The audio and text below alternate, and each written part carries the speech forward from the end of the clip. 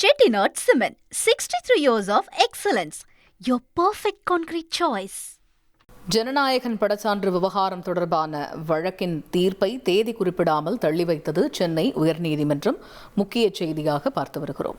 இந்த ஜனநாயகன் திரைப்படத்திற்கு சென்சார் சான்று வழங்கும் விவகாரம் தொடர்பாக காரசாரமான வாத பிரதிவாதங்கள் சென்சார் போர்டு தரப்பிலும் சரி, பட தயாரிப்பு நிறுவனம் தரப்பிலும் சரி தொடர்ந்து முன்வைக்கப்பட்டது.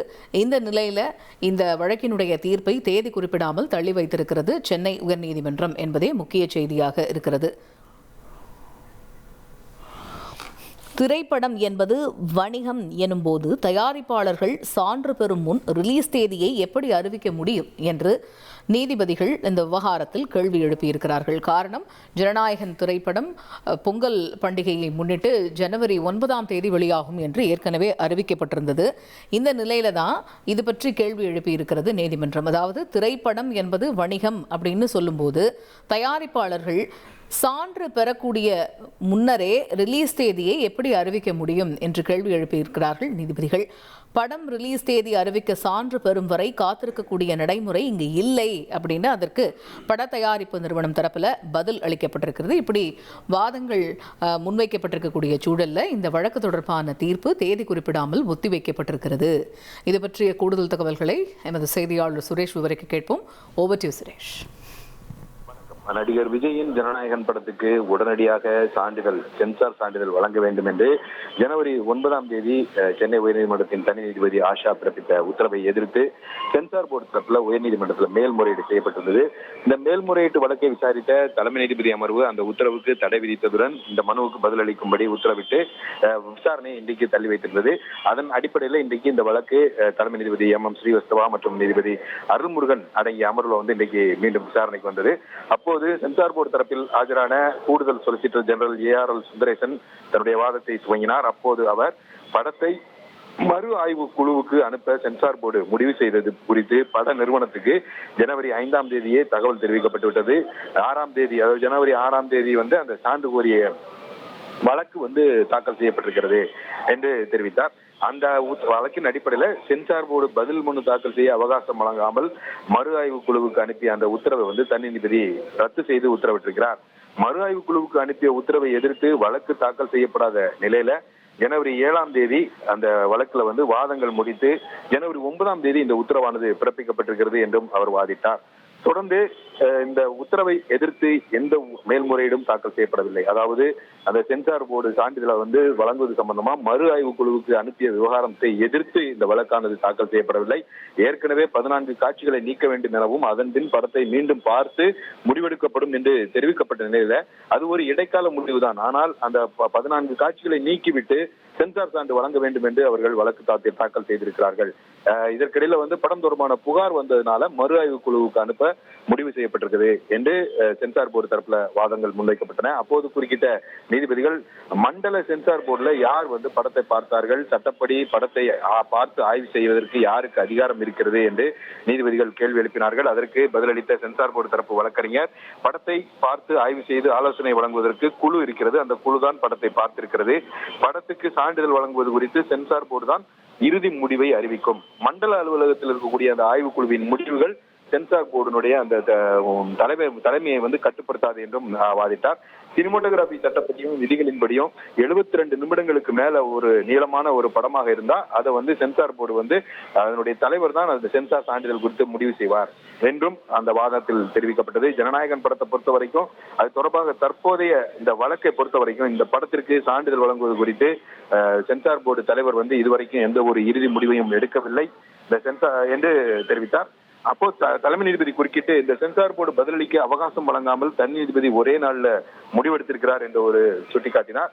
இது பதிலளிக்க குறைந்தபட்ச கால அவகாசம் வழங்கி இருக்க வேண்டும்.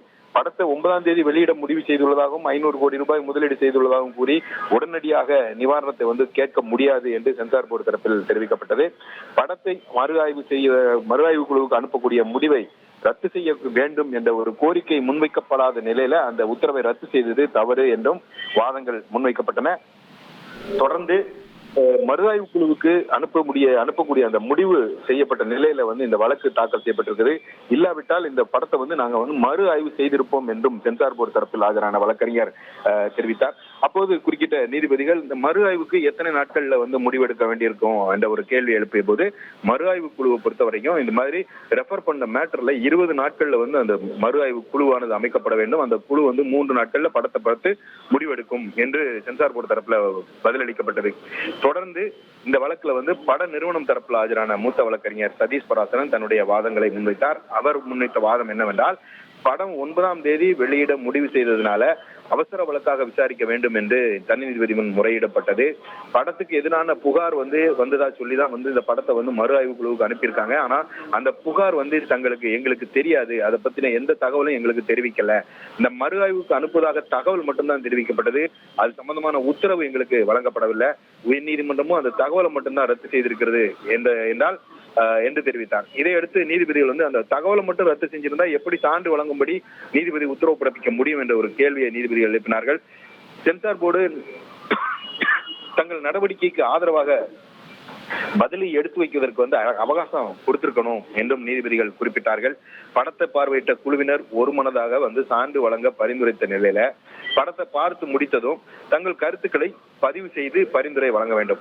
மாறாக வீட்டுக்கு போன பிறகு 4 நாட்களுக்கு பிறகு இது மாதிரியான புகார் எல்லாம் கொடுக்க முடியாது என்று பட நிறுவனம் தரப்புல வாதிடப்பட்டது. சான்றிதழ் கொடுக்கிற வரைக்கும் புகார் கொடுத்தது யார் என்பதை வந்து பட நிறுவனம் வந்து தெரிவிக்காது என்று சென்சார் போர்டு தரப்புலையும் பதிலளிக்கப்பட்டது. இந்த சென்சார் போர்டு தொடர்பான அனைத்து நடவடிக்கைகளும் வெளிப்படையாக இருக்க வேண்டும் என்ற விதி இருக்குது. ஆனா அந்த விதி வந்து மீறப்பட்டிருக்கிறது. ஏற்கனவே நீக்கப்பட்ட காட்சிகள், ஏற்கனவே பார்த்து அந்த 14 காட்சிகள் நீக்க வேண்டும் என்று சொன்னாங்க. அந்த அடிப்படையில் நீக்கப்பட்ட காட்சிகளுக்கு எதிராகத்தான் புகார் அளிக்கப்பட்டிருக்கிறது. சான்று வழங்குவது சம்பந்தமா தகவல் தெரிவிச்சு விட்டால், அதாவது உங்களுக்கு வந்து யூஏ சான்றிதழ் வழங்குறதுக்கு பரிந்துரை முடிவு செய்யப்பட்டிருக்குதுங்கிற தகவல் தெரிவிச்சுட்டா அதுல 2 நாட்கள்ல வந்து அந்த சான்றிதழை வந்து வழங்க வேண்டும் என்றும் அதன் அடிப்படையில் அவர்கள் செயல்படாதனால தனி நீதிபதி உத்தரவு உறுதி செய்ய வேண்டும் என்று தயாரிப்பு நிறுவனம் தரப்புல வாதிடப்பட்டது. அப்போது விசாரணையின் இறுதியில வந்து நீதிபதிகள் சொல்லும்போது ரிலீஸ் தேதியை வந்து அதாவது பட தயாரிப்பு நிறுவன தரப்புல இன்னொரு முக்கியமான வாதம் என்ன வச்சாங்கன்னா, ரிலீஸ் தேதியை வந்து தெளிவுபடுத்தவில்லை என்றால் ஓடிடி தளத்துக்கு எதிராக, அதாவது சம்பந்தப்பட்ட ஓடிடி தளம், அந்த படத்துக்கு ஓடிடி உரிமை கொடுத்திருக்கக்கூடிய அந்த தளம் வந்து தங்களுக்கு எதிராக சட்ட நடவடிக்கை எடுக்கும், அதனாலையும் நாங்க வந்து அவசர வழக்காக இந்த நீதிமன்றத்தை நாட வேண்டி இருந்தது என்று ஒரு விளக்கம் வந்து தயாரிப்பு நிறுவன தரப்புல முன்வைக்கப்பட்டது. நீதிபதிகள் சொல்லும் போது திரைப்படம் என்பது ஒரு வணிகம், அதுல வந்து தயாரிப்பாளர்கள் வந்து எப்படி சான்றிதழ் பெறுவதற்கு முன்பாகவே வந்து ரிலீஸ் தேதியை அறிவிக்கிறார்கள் என்று ஒரு கேள்வி எழுப்பினார். அதற்கு பட நிறுவனம் தரப்பு வழக்கறிஞர் அளித்த பதில, ஏற்கனவே இந்த படத்தை பொறுத்த வரைக்கும் 22 நாடுகள்ல நாங்க வந்து ஒப்புதல் வாங்கிட்டோம். படம் ரிலீஸ் தேதி அறிவிக்க சான்று பிறகு வரைக்கும் காத்திருக்கக்கூடிய நடைமுறை வந்து எதுவும் இங்க இல்ல. பாலிவுட்ல கூட படங்கள் வந்து வெளியீட்டு தேதி வந்து சான்றிதழ் பெறுவதற்கு முன்பாகவே அறிவிக்கப்படுகின்றன என்று ஒரு விளக்கத்தை வந்து பட நிறுவனம் தரப்பில் முன்வைக்கப்பட்டது.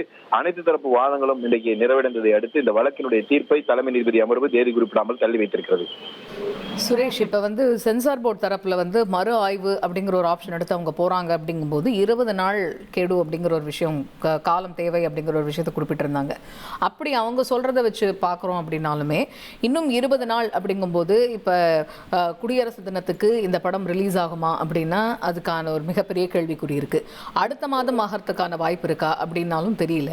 இப்போ எப்படியும் உங்களுக்கு பிப்ரவரி இறுதி வாரத்திலேயோ இல்லை மார்ச் முதல் வாரத்திலேயோ தேர்தல் ஆணையம் சட்டமன்ற தேர்தல் தொடர்பான தேதியை அறிவிச்சிருவாங்க.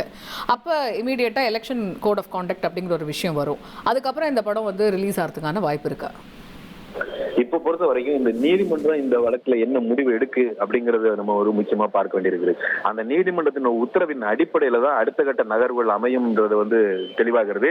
இப்போதைக்கு பார்த்த ஏற்கனவே வந்து 5ஆம் தேதியே வந்து இந்த படத்தை வந்து மறு ஆய்வு குழுவுக்கு அனுப்புறதுக்கு முடிவு செஞ்சிருக்காங்க. இந்த கேஸுக்கு அப்படின்னு அவங்க பட தயாரிப்பு நிறுவனம் வந்தனாலதான் அந்த மறு ஆய்வு பண்ண முடியலங்கிற வாதம் வந்து சென்சார் போர்டு தரப்புல முன்வைக்கப்பட்டதை நம்ம வந்து குறிப்பா பார்க்க வேண்டியிருக்குது. அப்படி அவர்கள் வழக்கு வராமல் இருந்திருந்தால் 26ஆம் தேதிக்குள்ள வந்து அந்த குழு அமைச்சிருப்போம், அந்த படம் பார்த்து அவங்க வந்து சான்றிதழ் கொடுத்திருப்பாங்க அப்படின்ற வாதம் வந்து மறைமுகமா வந்து சென்சார் போர்டு தரப்புல முன்வைக்கப்பட்டதையும் நம்ம பார்க்க வேண்டியிருக்குது. தற்போதைய நிலையில உயர்நீதிமன்றத்தினுடைய உத்தரவு என்னவாக அமைய போகிறது என்பதுதான் முக்கியமானது. நன்றி சுரேஷ், இணைப்பில் வந்து விரிவான தகவல்களை வழங்கியமைக்கு நன்றி. ஜனநாயகன் சென்சார் சான்று விவகாரத்தில் காரசாரமான விவாதங்கள் இருதரப்பிலேயும் முன்வைக்கப்பட்டது. அனைத்து தரப்பு வாதங்களும் நிறைவடைஞ்சிருக்கக்கூடிய நிலையில் தீர்ப்பானது தேதி குறிப்பிடாமல் ஒத்திவைக்கப்பட்டிருக்கிறது. இப்போ இந்த விஷயத்தில் சென்னை உயர்நீதிமன்றம் என்ன தீர்ப்பு அளிக்கப் போகிறது என்பதை பொறுத்தே ஜனநாயகன் திரைப்படம் எப்பொழுது வெளியிடப்படும் அப்படிங்கிற கேள்விக்கான பதில் அடங்கியிருக்கு.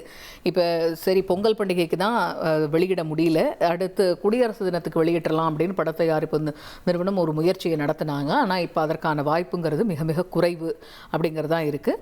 அடுத்து நம்ம பார்க்குறோன்னா அடுத்த மாதம் வெளிவருமா அப்படிங்கிறதையும், ஒருவேளை தேர்தல் ஆணையம் தேர்தல் தேதி அறிவிச்சிட்டாங்க அப்படின்னா வெளிவருமா, இதெல்லாமே தொக்கி நிற்கக்கூடிய கேள்வியாக இருக்குது.